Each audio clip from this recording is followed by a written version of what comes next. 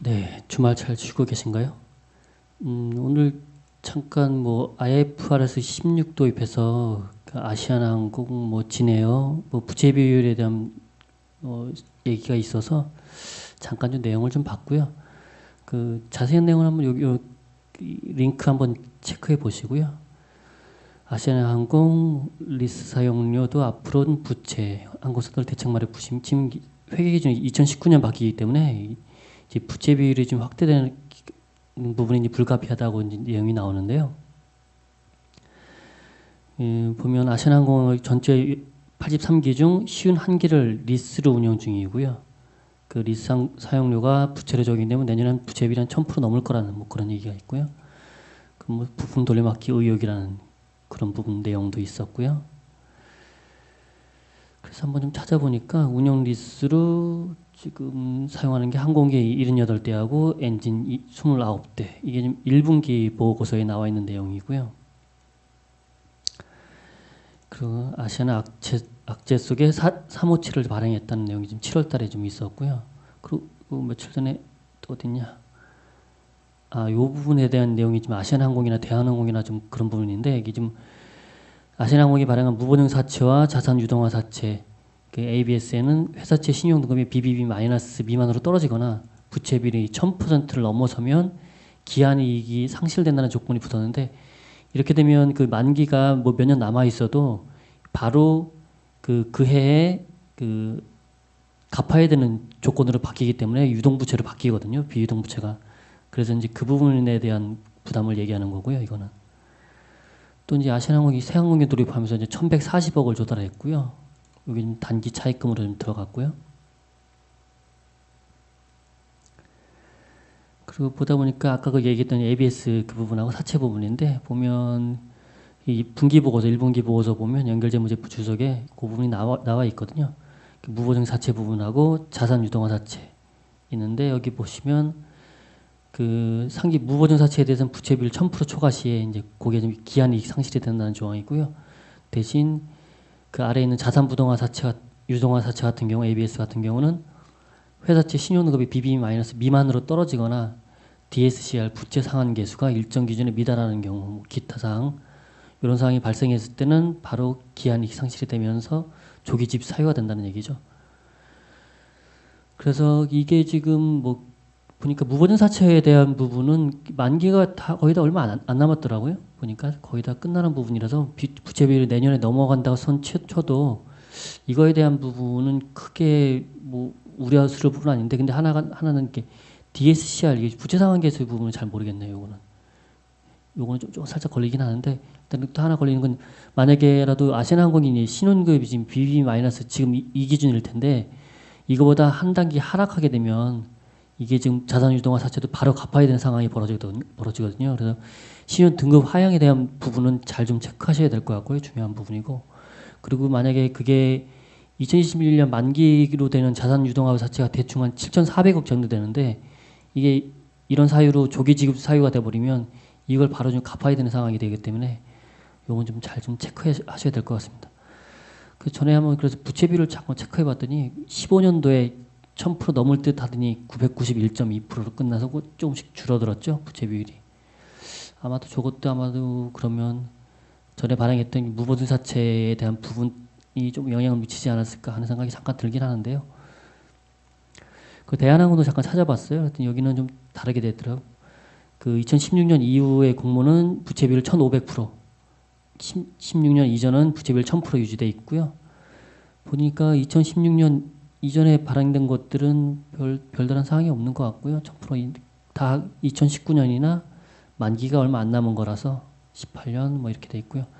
지금 보면 2010년 이후에 발행된 것들 체크해 보시면 이제 1500% 이하 유지이 돼 있고요. 이거 뭐 올해 4월달 만기됐던 거고 2017년 작년에 된 거, 2019년 4월달에 만기되는 거, 2021년 3월인데 부채비율 1500% 이하 뭐 픽스드 체인지 커버리지 레티오라고 요 부분도 같이 좀 들어가 있긴 한데 여기는 뭐 부채비율이 1500% 이상 돼 있긴 해서 뭐그 부분에 대한 부분은 좀 아시아나항공보다 좀 낫지 않을까 하는 생각은 드는데요. 그래도 어차피 얘도 운영 리스에 대한 부분이 부채 비율을 잡히는 부분 그 부분은 좀 체크하셔야 될 것 같고요. 날개 꺾인 항공사업이라 가지고 진에어에 대한 소식도 있었고요. 여기도 보면 금융 리스 부분이 7대, 운영 리스 항공기가 20대 돼 있는데 찾아보니까 지금 18대로 돼 있더라고요. 1분기 보고서 보면 대한항공과 항공기 18대를 리스 계약하고 있고 운영 리스로. 저게 이제 전에는 수수료로만 리스료로만 잡혔던 부분이 저 비행기에 대한 가격이 온전히 자산 부채로 무형자산화 되는 거죠. 사용권 자산인가 그렇게 되는 것 같고요. 결국엔 대한항공으로부터 다 이렇게 그 리스하는 부분이고요. 비용의 성격별 분류를 잠깐 봤어요. 혹시 일단은 실적 부분에 대해서 보느라고 했더니 여기 같은 경우 연료유류비가 이제 많이 차지를 하는데 지금 연료유류비 유가가 좀 많이 급등을 했죠. 2016년, 17년, 18년 계속 항공료는 계속 올라가고 있고요. 특히 그 레포트의 그 EPS 부분을 좀 체크해봤더니 뭐 대부분 뭐 거의 600대, 500, 400대 거의 500 얼마대를 좀 유지하고 있는데 EPS가 올해 EPS가 KB 쪽은 좀 크게 잡아놨더라고요. 유독 다른 데보다. 그래서 내용을 좀 봤는데 이게 지금 6월 달에 나왔던 레포트고요. 여기서도 지금 목표가를 하향하면서 영업이익 전망치를 12.9% 축소하고 목표가 7.1% 낮췄는데 그때 EPS가 잡았던 게 2018년도에 1205원이거든요. 올해 EPS를. 근데 이번에 다시 한번 7월 달에 나온 레포트, 한 달 좀 지나서 나온 레포트인데 또 다시 영업이익 전망치를 16.5% 축소, 목표 주가 하향. 뭐 결론은 뭐 유류비 부분인데 뭐 어차피 그 요즘에 환율하고 유가가 많이 급하게 좀 올라온 부분이 있어서 요거 부분은 좀 이해는 하는데 조금 다른 데에 비해서 그래도 872원이라서 보면 일반적인 컨센서스 평균적으로 따져보면 지금 546원이거든요. 지금 872원이라면 일반적 평균보다 많이 좀 높고요. 지금 이게 동그라미 크게 돼 있는 부분이 아까 봤던 건 KB 쪽 그쪽인데 컨센서스보다는 좀 많이 높죠. 그리고 보다 보면 이게 지금 그 실적이 EPS로 따져보면 갑자기 2016년 251원, 2017년 1227원 올랐다가 지금 실적이 확 떨어진 것처럼 보이는데 2017년에는 이게 당기순이익이 보시면 영업이익은 똑같은데 당기순이익이 확 차이가 나죠. 이거는 일회성 비용이 좀 일회성으로 좀 수익이 들어온 부분이 있어서 좀 그런 거고요. 영업 외적으로 지금 보면 2010년 2198억 이 기타 손익으로 들어온 부분, 외환 손익으로 1361억이 들어와서 저게 지금 EPS가 확 올라간 부분이라서 이게 지금 좀 실적이 굉장히 안 좋아 보이는 건데 실제로 따져보면 실적은 좀 뭐 예상되는 실적으로는 나빠진 건 아니고요. 나빠진 건 아니고 영업이익으로만 따져보면 그렇지만 지금 유가 급등 부분하고 환율 부분이 좀 많이 지금 그 작용을 하고 있다는 거는 체크하셔야 되고 보시면 기타 수익 부분 보시면 4,817억 이 기타 수익인데 기타 비용으로 2,618억 돼 있으니까 거의 뭐 얼마냐 하여간 요 차이만큼 기타 수익이 좀 들어가겠죠. 2천억 넘게. 그리고 여기 한국회계 기준안에 가보시면 이런 IFRS 16에 대한 기준으로 좀 체크해 볼 수도 있고요. 이게 중요한 거는 그 리스가 뭐 운영 리스니 금융 리스니 뭐 리스가 여러 가지 기준 회계 모형들이 있는데 이제 단일 회계 모형으로 해가지고 12개월을 초과하고 기초자산이 소액이 아닌 모든 리스에 대해서 자산과 부채를 인식하도록 되는 게 이제 IFRS 16 바뀌는 회계 기준의 그 포인트고요. 그렇게 되면서 리스 이용자는 사용권 자산의 감가상각비와 리스 부채에 대한 이자를 인식하게 된다. 이런 내용인 거죠. 결론은 따져보면 만약에 자본이 10,000원이고 부채 10,000원인 기업이 있으면 자산이 20,000원인데 부채 비율은 100%고요. 만약 여기서 운영 리스가 이게 지금 자산화 된다고 치면 5,000원이 들어가서 그러면 여기에 플러스가 되는 거죠. 부채. 자본은 그대로고 부채 10,000원 더하기 운영 리스에 대한 부분 5,000원이 부채로 들어가고요. 그래서 부채 비율이 100%에서 150% 넘어오고 자산 쪽으로는 사용권 자산으로 5,000원이 들어가고요. 이 사용권 자산은 나중에는 비용을 처리해야 되는데 감가상각비하고 이자 비용으로 처리하게 되는 거죠. 한국회계 기준을 보면 뭐 전에 2017년 4월에 리스 양적 영향 분석이라고 분석 자료를 한번 냈었고요. 여기서 보면 손익계산서의 바뀌는 부분이 운영 리스료를 감가상각비와 이자 비용으로 구분하여 인식하게 되고 영업현금 흐름표는 영업활동 현금 유출은 감소되고 아까 얘기했듯이 감가상각비 이 부분이 이제 플러스 되는 부분이니까 영업활동에 재무활동 현금 유출은 증가 리스 부채의 원금 상환 등으로 좀 이렇게 되는 거고요.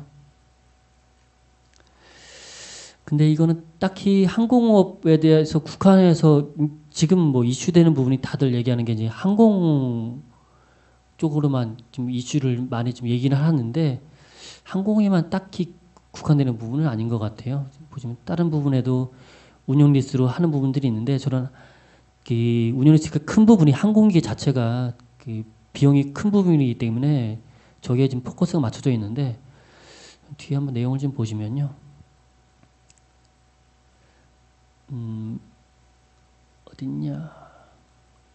하여간 이렇게 내용들 보시면 전에는 이제 금융 리스는 리스 유형자가 리스에 생기는 자산 및 부채를 그 재무생태표에 각각 금융 리스 자산과 금융 부채로 표시하도록 한 반면에 운영 리스는 그렇게 표시하지 않았었거든요. 리스료만 그냥 손익계산서에 비용을 인식하게 됐었는데 그걸 이제 바꿔가서 똑같아요. 아까 이 얘기 계속 똑같은 얘기고요.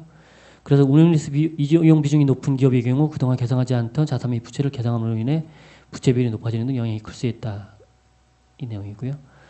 보면 여기서 보면 그래서 결국엔 그 항공 부분도 있지만 소매업이나 이동통신, 에너지, 항공 부문 기업들이 가장 큰 타격을 입을 전망이라는 얘기고요.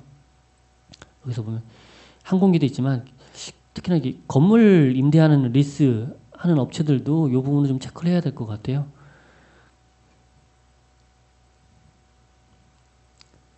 그래서 그 IFRS 운영 리스 관련된 사항은 지금 항공사에 국한된 이슈가 아니라 건물이나 차량, 뭐 12개월 이상의 임차 계약, 렌탈도 포함되는 이슈이기 때문에 그냥 잠깐 이 금액은 얼마인지 잘 모르겠고 그냥 검색을 한번 해봤더니 포스코 홈택을 봤더니 여기도 운영 리스를 이용을 하고 있고요. 포스코하고 석회수송 설비 임대차 계약을 체결해서 이거는 이제 리스료로 비용만 들어가고 있는 거겠죠 지금. 근데 이게 만약에 운영 리스 부분에 이제 자산으로 잡히는 거죠. 보면 그리고 삼형사 같은 경우도 운영 리스로 이제 부동산하고 차량 리스 하는 부분들, 뭐 사무용 비품 리스는 크게 비용이 나가는 부분은 아니라서 좀 별 큰 영향은 없겠지만 이런 부분들이 있으니까 한번 좀 그 단지 또 항공사가 이런 부분들에 좀 큰 이슈가 되고는 있지만 혹시라도 건물이나 아니면 부동산, 차량 아니면 다른 것들 어떤 시설 같은 것 임대하는 것들 이런 부분들 운용 리스를 이용하고 있는 기업들은 다시 한번 좀 체크가 좀 필요할 것 같습니다. 예, 이상 마치고요. 주말 잘 보내시고요. 예, 내일 찾아뵙도록 하겠습니다.